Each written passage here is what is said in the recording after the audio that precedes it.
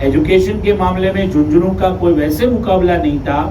School education, college education, अगर वैसे हम ऑफिशियल एजुकेशन की बात करें तो झुंझुनू बहुत आगे था सीकर चूरू के कंपैरिजन में। लेकिन अब ये जो नया प्रचलन चला है कोचिंग इंडस्ट्री का, उसमें सीकर ने झुंझुनू को ओवरटेक कर लिया है और वहाँ पर वो काफ़ी बड़ा हब बन चुका है। अगर हम यूँ कहें कि कोटा के बाद सीकर, तो कोई अतिशयोक्ति नहीं होगी, या कोटा के बराबर सीकर अब तो ये भी हम कह सकते हैं, क्योंकि कोचिंग के मामले में सीकर काफ़ी फ्लोरिश कर, तो बड़ा एक युवाओं का एक बहुत बड़ा समूह वहाँ पर पहुँचता है हायर एजुकेशन के लिए, और वो कई सालों तक वहाँ रहता है, खर्च करता है, वहाँ पे इकोनॉमी बढ़ती है, लोगों की जो इनकम है वो उस पर उसका काफ़ी फायदा होता है।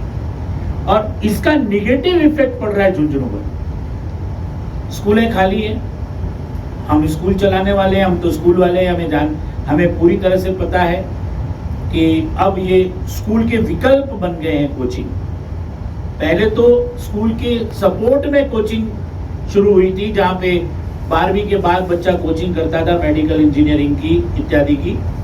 लेकिन अब तो साहब foundation, pre foundation, nurture course के नाम से 9, 10 या पहले तो 9, 10 तक पहुंचे थे, अब तो 6th क्लास से कोचिंगें चल रही है। तो कोचिंगें स्कूलों का विकल्प बन गई, तो विकल्प बनी है और उस वजह से ये हमारा सीकर डेवलप हो चुका है। हालांकि मेरा ये मानना है कि मैं बहुत बड़ी फाइट कर रहा हूं नेशनल लेवल पे against coaching industry for school education. मैं स्कूल एजुकेशन जो मान्यता प्राप्त है, जो लीगल है, जो अथोराइज्ड है, जो होना चाहिए, जिसके लिए नेशनल एजुकेशन पॉलिसी भी बनी है, 100% जो overall physical, mental, spiritual development होना चाहिए बच्चे का 360 डिग्री, वो स्कूलों में ही संभव है। क्योंकि स्कूलों में प्रार्थना सभा से लेकर के इंटरवल टाइम टेबल ऐसे बने हुए होते हैं जहां पर हर चीज का प्रॉपर एक सिस्टम होता है। को करिकुलर एक्टिविटीज, खेल कूद और अन्य तरह की जो मेंटल, फिजिकल, स्पिरिचुअल डेवलपमेंट होता है। बच्चे की जो एक पीयर ग्रुप लर्निंग होती है, बच्चों में आपस में सीख करके, एक दूसरे को सिखा करके वो लर्निंग कोचिंग में तो केवल एकमात्र तरीका होता है कंपटीशन और कंपटीशन। नंबर की होड़ है वहां पर और कुछ नहीं, और वहां पे सिर्फ 3 सब्जेक्ट। इस पर ज्यादा चर्चा करना उचित नहीं है, लेकिन मैं ये बताना चाहता हूं कि मैं नेशनल लेवल पर इसकी फाइट लड़ रहा हूं और पॉलिसी लेवल पर, मैं किसी कोचिंग या व्यक्तिगत किसी के नहीं, मैं तो सरकार से ये डिमांड कर रहा हूं कि आप पॉलिसी में सुधार करो और स्कूल एजुकेशन को बचाओ।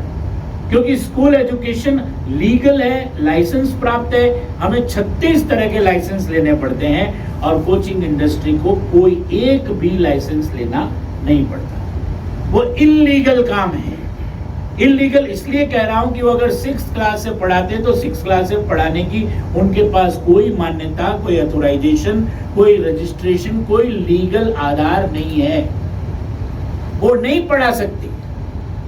कोचिंग इंडस्ट्री अगर 6th क्लास या 9th, 10th, 11th के बच्चों को पढ़ाती है तो वो इल्लीगल है, क्योंकि वो बच्चा उसी समय, उसका नाम किसी स्कूल में लिखा हुआ है, वहां पर वो डमी उसकी हाजिरियां हो रही है और बच्चा पढ़ रहा है कोचिंग में उसी समय। यहाँ समय की बात है, जिस समय उसे स्कूल में होना चाहिए वहां पे उसकी फर्जी हाजिरी लग रही है, वो बच्चा उसी समय कोचिंग इंडस्ट्री में पढ़ रहा है।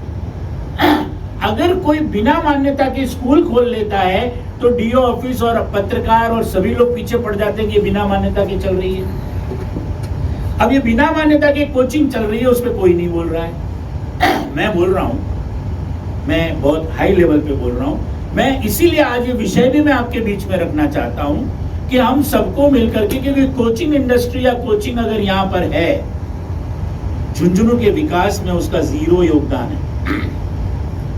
क्योंकि यहाँ अगर कोचिंग के पास फीस आती है, वो पूरा का पूरा पैसा उनके हेड ऑफिस में जाता है, और हेड ऑफिस में भी नहीं जाता, विदेशों में जाता है। क्योंकि यहाँ पे जितनी भी कोचिंग्स हैं, ये सब इनका कंट्रोल एंड ओनरशिप विदेशी लोगों के हाथ में, विदेश का फंड है।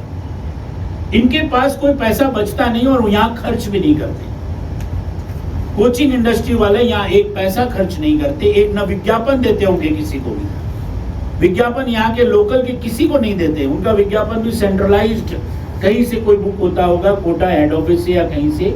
यहाँ पे किसी को कुछ भी नहीं मिलता किसी कोचिंग इंडस्ट्री से, और इलीगल व्यापार वो चला रहे हैं, जो चलाने का स्कूल समय में चलाने का तो उनको कोई अधिकार नहीं है, पैरेलली वो चला रहे हैं। यहाँ की जो लोकल एजुकेशन है, एजुकेशन जो यहाँ स्कूल चलती थी, करीब करीब सभी स्कूलें सिक है, बीमार है।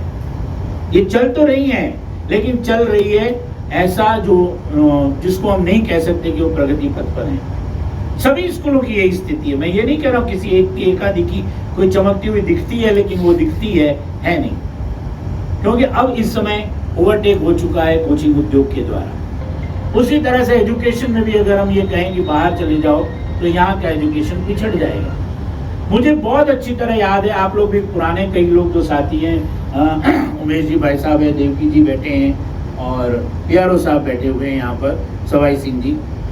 यहाँ पे एक समय था जब यहाँ पर बाहर से बहुत बच्चे आते थे पढ़ने के लिए, सैनिक, मिलिट्री, नवोदय इत्यादि की तैयारी और कोचिंग करने के लिए। और कुछ वर्षों अचानक काफी बाढ़ आ गई थी, ध्यान से सुनना मेरी बात, अचानक काफी बाढ़ आ गई थी। लोग रहने के लिए, उनको न पढ़ाने का स्थान प्रॉपर था, न रहने का स्थान प्रॉपर था। 2 नंबर 3 नंबर रोड पे जो स्कूलें थी, उन्होंने बच्चों को पढ़ाना शुरू किया, कोई भी किराए का मकान लेके, और किसी भी किराए के मकान पे उनको रहने की व्यवस्था करके दी। अब वो उतनी अच्छी हो नहीं पाई जितनी होनी चाहिए। उस समय के समय याद कीजिएगा, अखबारों में हेडर्स आते थे और पीछे पड़ गया था मीडिया और लोग सब, उनको यहाँ पर से निगेटिव सपोर्ट दिया गया, मतलब उनका सपोर्ट नहीं किया गया। जैसे वो बच्चे मान लीजिए रहते हैं किसी कमरे में, इस कमरे से तो रहे, फिर पढ़ने के लिए कहीं और जाते हैं, लाइन लगा के जाते हैं, तो उनकी फोटो छापने लग गए कि ये देखो सड़कों पे घूम रहे हैं बच्चे। हो सकता है कि जिन मकानों में वो रह रहे हो उतने एक साथ इतने बच्चों के लिए लेटरिन टॉयलेट की सुविधाएं ना हो, तो बच्चे इधर उधर जंगल में, उन दिनों में जंगल सा भी था काफी जगह पर, तो वहां पे जाते थे।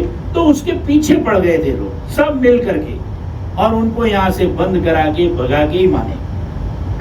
अगर उस समय हमारे में से कोई भी इस तरह का कोई कहता कि भाई आपने पढ़ाने के लिए व्यवस्था की है, रहने के लिए मकान मैं बनवा देता हूँ, आपको कितना चाहिए, कैसे चाहिए वो बताओ। जैसा कि कोचिंग इंडस्ट्री में आज सीकर वाले कह रहे हैं कि आपने तो कोचिंग खोल ली, मकान पीजी वगैरह हम बनाएंगे, गेस्ट हाउस हम बनाएंगे, हॉस्टल हम बनाएंगे, तो वही इकोसिस्टम डेवलप हो गया, पूरा सिस्टम डेवलप हो गया, जबकि हमारे यहाँ उल्टा हुआ।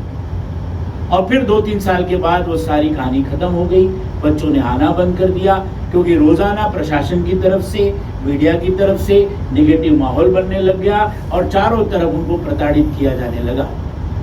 कमी थी, मैं ये नहीं, मैं उसका सपोर्ट नहीं करता, लेकिन थोड़ा धीरज रख लेते, थोड़ा सपोर्ट कर देते, थोड़ा उनके लिए सहयोग की कोई इंफ्रास्ट्रक्चर तैयार करवा देते और हम मिल के थोड़ा संयम रख लेते, तो शायद वो इंडस्ट्री, वो चीजें यहाँ पे पनप जाती, लेकिन वो पनप नहीं पाई।